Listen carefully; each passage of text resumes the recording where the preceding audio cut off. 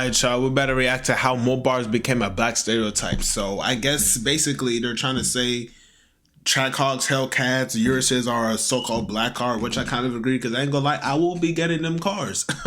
Anyways, let's start the video though. What do you drive? A Porsche? What are you driving? Oh shit! What the fuck is going on with my chair? Good shit, bro. I'm actually. Thank you. I'm getting a wide body kit soon. Nah, you. What do you got? Hellcat? What the fuck?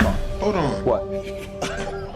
Oh shit! You got an AMG, nigga. What the fuck? Nah, that's what I do. Yeah, of course. You had a Hellcat. I never had a Hellcat. Oh my god, come on, he did. Damn, alien stereotyping niggas. He did, bro. I've never had a Hellcat. You had a Dodge or something. Really? A Dodge. Okay. All right. What does Mopars have to do with race? Don't white people like Hellcats too? And what's so offensive about Mopars? Well, today we're going to cover the history of African Americans and Mopars. But before we get to the culture and whole hype around it, it's only fair to start with the car. So first, and one thing for all you car niggas will be like, oh yeah, you don't know shit about car, this and that. Shut your bitch ass up, bro. I hate when niggas do that, bro. I hate when niggas get on the internet and like they try to bash another man for not knowing something about cars. Look, I understand. I may know stuff about cars, but bro, don't act as if you're righteous because you know a little something about cars, bro. Stop that shit. Because you niggas don't even have the car to begin with that you're bragging about or knowing about. No one gives a fuck. You probably don't even drive anyway. You niggas don't even have a license talking about, oh yeah, you don't know shit about cars. Shut your bitch ass up, nigga. things first.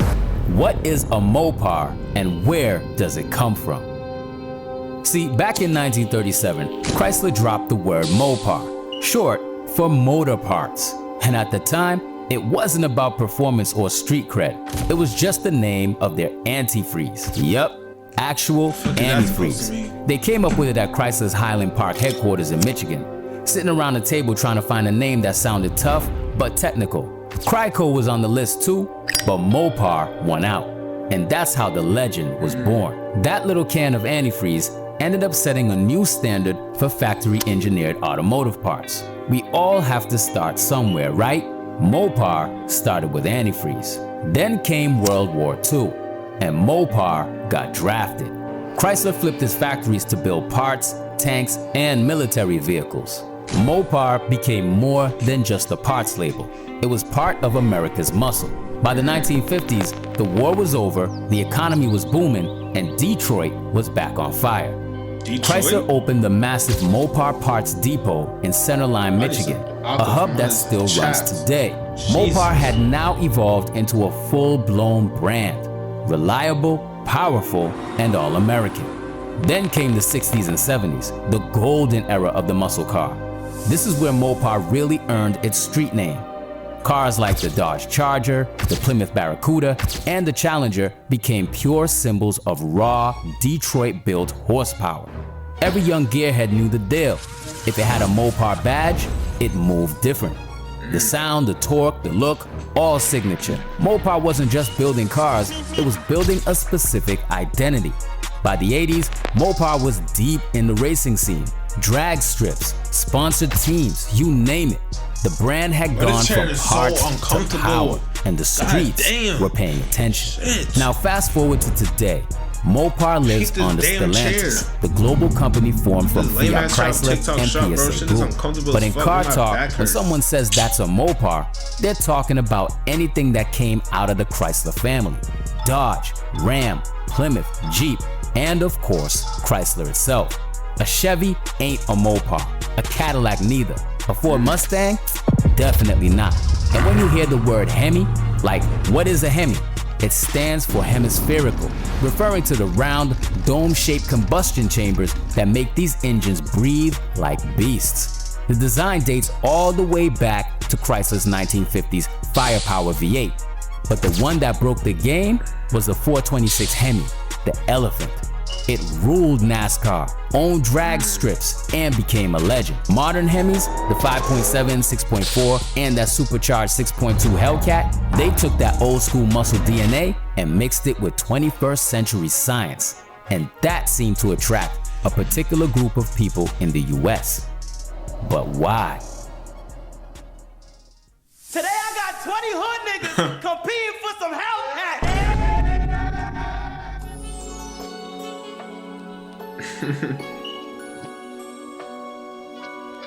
In In simple words, Mopars are cheap, fast cars that make you look cool. Mopars with the Hellcat and Scat Pack engines can be basically considered as street legal race cars at affordable prices. You can opt for a 700 plus horsepower engine stock. The second reason, the undeniable clout and word of mouth that comes with them. Everyone in the hood started whipping them. Man, niggas like Hellcats so much to the point that, bruh, you could literally own that Lambo. Them niggas will not touch it. They'll even clean that shit for you. As soon as they have that Hellcat, bro, you've never seen that shit again. Facts. Police wanted to. They started getting hood status, and rappers started rapping about the cars. Then the third and unfortunate reason, with popularity comes rising of market price for the car. So people would steal the cars and tear it down for parts. The amount of money they could make off of just rims is ridiculous. To sum it up, they're affordable street legal race cars. There's multiple ways to build the cars into something crazier and sell off the parts for ridiculous money. Think about it. Besides Mopars, what cheap fast cars are there with the same reputation? There's none. For content creators, this Hellcat reputation became a way to make big bucks. If you had a Hellcat in your YouTube video, chances are you'd be ranked higher than someone who had a Camaro or a Mustang. Even rap songs started to promote this type of car, and the young folks, they followed. Okay, but now what happens if you're black and you just love the Dodge Charger or the Challenger? Why? Because you just like how they look. You just like the damn car. You shouldn't have to justify yourself. Well.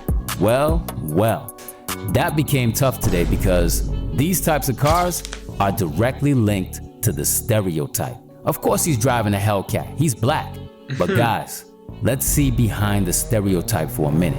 Let's go deeper now, because let me ask you, what released on September 17th? Any idea?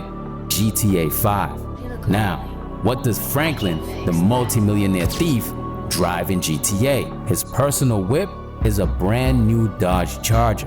Of course it isn't called that though. Rather, the game deemed it the Bravado Buffalo. But it's obvious to anyone who has seen both cars that it's directly based on a Dodge's muscle car. We highly doubt this was unintentional. Dodge ended up having their car as one of the stars of the fastest selling entertainment product of all time. Do you see where I'm going with this? I did not know that. That's deep lore. I did not know that shit. You ever stop and think, who really decides what's cool?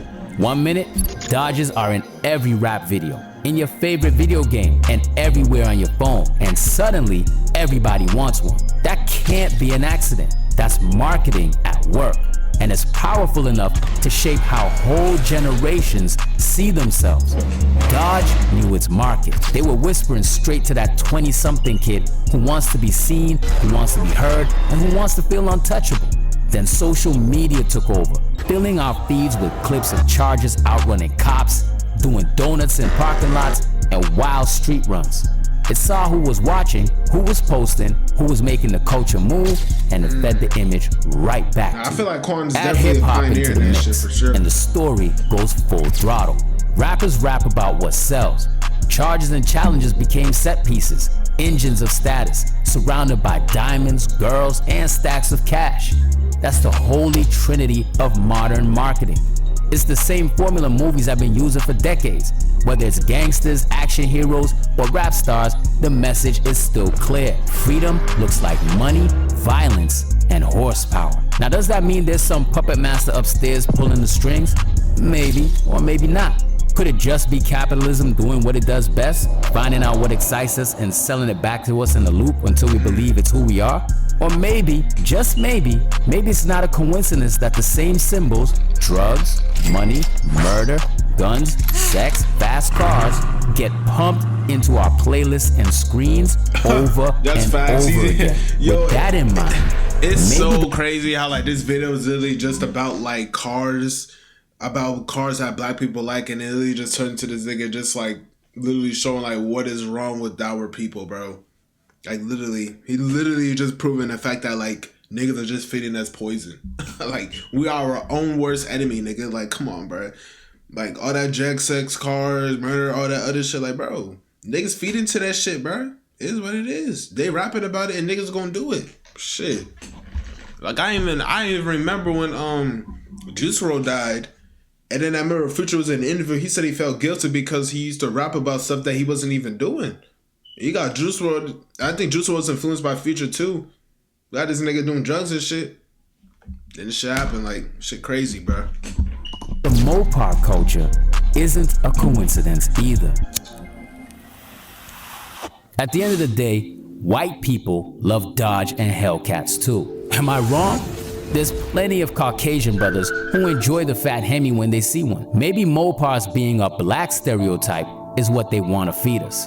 Maybe this was the plan all along. Maybe somewhere up top, behind the ads, behind the music video, there's a system smiling. A system that knows exactly what buttons to press. Maybe I'm just reading too much into this. Maybe it's just not that deep. Maybe I'm reaching. Maybe it's just business. Fast cars, fast money, fast fame. Ain't gonna lie, I feel like but when a you lot look of at how people deep like it runs though, Dodgers, how but I feel like a lot of cleanly it the narrative just fits, a trend. you can't help but to feel Like, I don't even there's feel like some black people, they just like the Dodge, like, just because, like, it's a trend. I don't feel like they're just, like, naturally just, like, attracted to the car.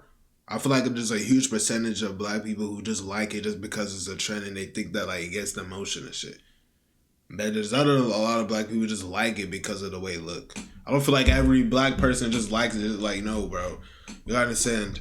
Niggas follow trends, bro. Think darker, but here's the truth, yo. Whatever the game is, you still drive in your own lane. Nobody gets to tell you what defines you. My dream, Not I don't even the know. brand, I look at that not the M3 badge, competition. not the That shit is algorithm. beautiful. You can like whatever the hell you like. A Mopar, a Tesla, a Toyota, a Definitely that bucket, or an or a AMG. Bentley. Now, yeah, Hellcat, I used to a car want that does shit, say a but lot not about now, its bro. driver.